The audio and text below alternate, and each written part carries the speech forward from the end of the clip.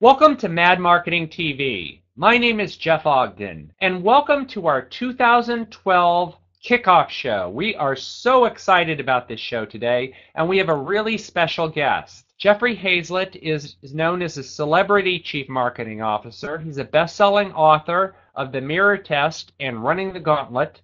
He's a keynote speaker. He spoke at the Aprimo Marketing, which I attended. So with that said, let me introduce Jeffrey Hayzlett to the show. Hey, thanks very much, Jeff. I really appreciate you having me on the show and being a part of this. Let's talk a little bit more about SnapTags and how you use them. How are they different than QR codes? And I did see some data recently that most Americans still don't know what a QR code is.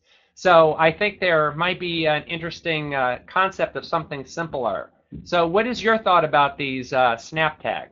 Well, there is a little bit of a difference. They're pretty much the same in that they're two-dimensional. So two-dimensional quick response code is the same as a snap tag, except a snap tag is a little bit better because you can change it. It's a smart tag. It's more of an iconic tag. So I can actually put my logo on it, like Toyota or Bud Light, or in my case, a little figurine of a man climbing up a rope and running the gauntlet in corporate America. So the difference is you can customize it a little bit better. Now, everyone will say a QR code is customizable, and it is. One QR code is different than the other QR code. But to me, they're not as pretty, certainly.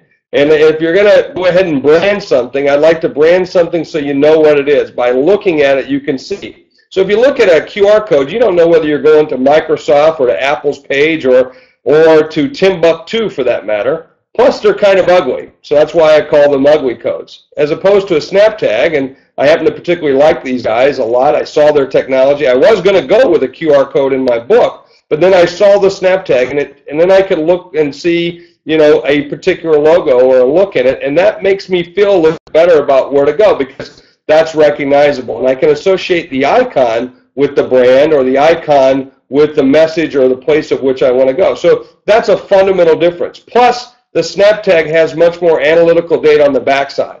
So I can tell how you're using it, the way in which you're using it, where you're using it from, and I can start to gather information about you, which is a marketer, very helpful for me to be able to do. Very interesting, and I really like the idea of branding the tag because you certainly can't do that with a QR code. It has that hieroglyphic look all the time. So another idea you use in the book, we've all heard in marketing about the term crowdsourcing, of getting people to talk about your product and reaching out to others and using the power of crowds. But you use an idea in the book called friendsourcing.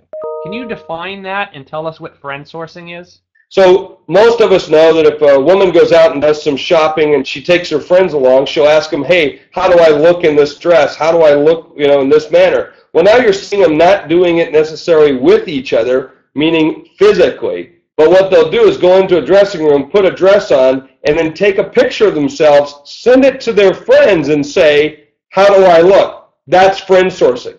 That's where you go to your most trusted source, your friends, and ask them their opinion about what you should do or your information or advice. When I first bought my iPad, how many millions of applications are there? So what I did was to my friends, what are your favorite iPad or iPhone applications? They sent them to me. I put them in a spreadsheet and picked the top 3 in each category. I friend sourced my work that I would have had to go through millions or thousands and thousands of applications to find things for time saving or business techniques or for games or for subway math or wherever. I friend sourced that. And I also friend sourced even in my book, Running the Gauntlet, where I went out and said, hey, give me examples of where you do this and X, Y, Z, and the friends sent me in suggestions, and because they did, I put them in the book. That's friend sourcing.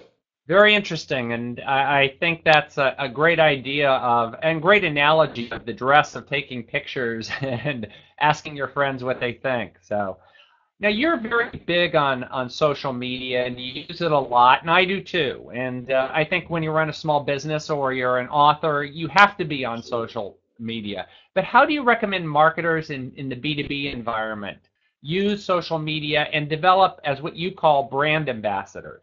What's the difference between B2C and B2B when it comes to that kind of marketing? Not much. I think the biggest application that you can use social media for in a B2B environment is really listening, and I think that's important for you to do. That is to know what's going on there, what they're saying about you, your product, your services, either good or bad, because you need to really understand the good, the bad, and the ugly of it, but also to be able to get information from them so that you can educate them and they can educate you. That is what I call the 4 E's of social media engagement or social media strategy. First of all is get engaged. Get engaged with your audience. And so you can do that whether you're a B2C or B2B. It's just less of them probably than a consumer environment where you might have millions. You'll have less. But, when I was running a B2B side of Kodak at one time and then the consumer side as well, I got very involved with my customers. In fact, I had more B2B followers in that realm than I had B2C, and I had much more interaction. So by educating them, then they start to, by getting engaged, then you start to educate them, then they start getting excited. And when they get excited, they'll start coming to your fence. They'll start talking about you online. And so what happens is they become what I call evangelistic or brand ambassador. So a great way to do that. Plus, don't forget, if you have a chief listening officer, whether you're that chief listening officer or you appoint someone if you're a big enough company, where you might have someone serving that capacity, and I'm not talking about a corporate officer. I think everybody should be chief listening officers in their company, and I have a small company today, so I'm not chief listening. I also do the cleaning of the bathrooms and everything else like most small companies, but I kid, but you get my point. You should be listening, and then by listening more and more, you gather a lot more information, and you also should be watching your competitors as well. So spend a good amount of time using that social media to do that as well and know what they're doing and how they're doing it, either good or bad or ugly. Good. Very interesting information about, and social media, I think, really does empower businesses to listen and engage. It's amazing what's possible today. Now, you mentioned things like chief listening officers, but one of the things you advocated that businesses look for is a chief learning officer. So can you define what a chief learning officer is and explain why you advocate that? Well, I advocate a lot of different things in my book, Running the Gauntlet. A chief listening officer is probably the paramount one that I talk about because I think that's so important, but certainly chief learning officer in order to be able to teach people how to learn a little bit better in terms of training people, because you're only as good as your least common denominator. So if you have a link in the system that's not working, then you have a bad chain. And so you have a bad chain, you're going to deliver bad products because something's going to break. So a chief learning officer is just as important than any other officer in the company. So someone to help teach and drive those practices. Remember, Jeff, that a brand is not, well, brand is a couple of things. First of all, I'm from South Dakota, as most people know. I'm a cowboy at heart, although I live in New York most of the time. But when I'm back, I always remember that a brand is something you put on a cow or a horse. And the second thing a brand is a promise delivered. So it's about delivering the promise. And the best way to deliver a promise is to teach people. And to teach your people, and if you got anybody that's weak in your operation, you'll only be as good as your lowest common denominator. So make everybody the greatest common denominator. You don't have to worry about that. That's why a chief learning officer will be very critical for your organization. Some really good points there, Jeffrey. I think you're right that a business is its front line, and the people who interface with buyers, no matter what pronouncements you make, if that brand promise isn't delivered by your people, then it just doesn't work.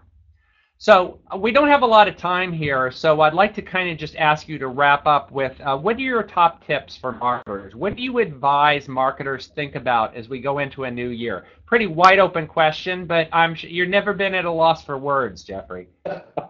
I'll do my best. I'll give you two. The rest are going to have to read Running the Gauntlet to get those, but I'll give you two. First of all, probably the most important one is change the mood. If you have a poor mood in your business, if you believe your best days are behind you, you'll never succeed. And I can show you company after company, and I've been at a few of those, where they just couldn't change the mood, and not changing the mood, it doesn't make a difference how good your products are, you're never going to get out of the hole. So change the mood. By changing the mood, you change everything in the company. It starts to affect the culture. It starts to affect the operating process. I mean, everything, good thing comes from that. Now, the second thing is, as a marketer, your job is to cause tension. You should be the chief tension officer in addition to the chief marketing officer or vice president of brand or whatever your position is in marketing. But your job is to take everybody from the center of the table and move them to the edge. That's your job. Don't let HR and legal try to drag you back. They'll try to tell you that's their job. That's not their job. Their job is to make sure you don't fall off.